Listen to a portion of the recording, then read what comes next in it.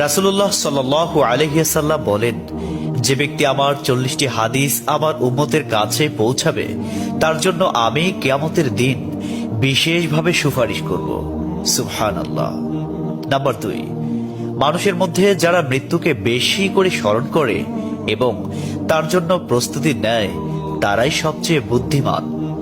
Number 3, প্রত্যেক জিনিসের জাকাত আছে, আর দেহের জাকাত হচ্ছে রোজা। নাম্বার 4, যে তার সময় আল্লাহর জন্য ব্যয় করে না তার জন্য জীবন অপেক্ষা মৃত্যু শ্রেয়।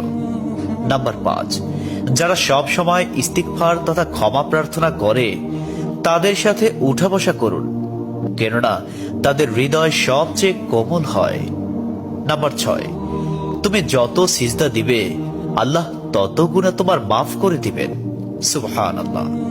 নাম্বার 7, সূরা ফাতিহা প্রায় 1000 রোগের ওষুধ। নাম্বার 8, হাতের তালুতে জ্বলন্ত আগুনের কয়লা রাখলে যেমন কষ্ট হবে তার চেয়ে বেশি কষ্ট হবে শেষ জামানায় ঈমান রাখতে। নাম্বার 9, রোজাদারদের জন্য প্রতিদিন জান্নাতকে সুসজ্জিত করা হয়। সুবহানাল্লাহ। নাম্বার 10, রাসূল সাল্লাল্লাহু আলাইহি ওয়াসাল্লাম বলেছেন, কিয়ামতের দিন সব নবীর চেয়ে আমার উম্মতের সংখ্যা বেশি হবে এবং আমি সর্বপ্রথম জান্নাতের দরজা খুলব। সহিহ মুসলিম, হাদিস নম্বর 196। 11, যে ব্যক্তি রোজা রাখা অবস্থায় মারা যাবে আল্লাহ তাকে কিয়ামত পর্যন্ত সকল রোজার সওয়াব দান করবেন। সুবহানাল্লাহ। নাম্বার 12, যে ব্যক্তি ফজরের নামাজ আদায় করল সে আল্লাহর হিফাজতে চলে গেল। নাম্বার 13, রাসূলুল্লাহ সাল্লাল্লাহু আলাইহি ওয়াসাল্লাম বলেছেন, রোজা ও কোরআন কিয়ামতের দিন মানুষের জন্য সুপারিশ করবে। মুসনাদে আহমদ, হাদিস নম্বর 6626। 14, নবীজি বলেছেন, রোজাদারদের জন্য সবচেয়ে বড় খুশির সংবাদ হলো হাসরের মাঠে আল্লাহ সবার আগে রোজাদারদের সাথে সাক্ষাৎ করবেন। সুবহানাল্লাহি ওয়া বিহামদিহি।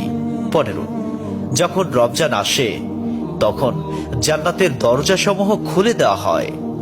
16, রাসূলুল্লাহ সাল্লাল্লাহু আলাইহি ওয়াসাল্লাম বলেন, যখন কোনো বান্দা আল্লাহর দিকে দুটি হাত উঠায় তখন তিনি তা ব্যর্থ বা শূন্য ভাবে ফিরিয়ে দেন না।